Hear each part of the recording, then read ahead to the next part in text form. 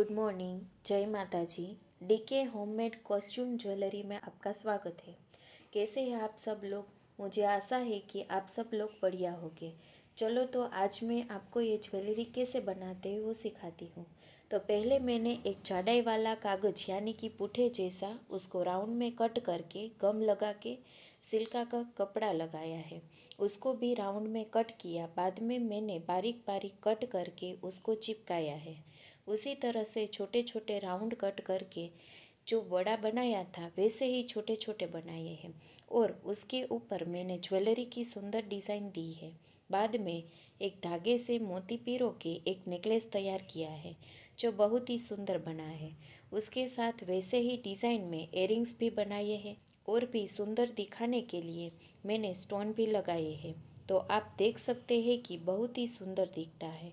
I hope कि आपको भी ये हमारी ज्वेलरी पसंद आएगी। आपको भी अगर ये पसंद आता है तो इस वीडियो को लाइक एंड सब्सक्राइब करें एंड ऑर्डर करना चाहते हैं तो लास्ट में दिए गए नंबर पर कॉल कर सकते हैं। धन्यवाद। जय माता जी।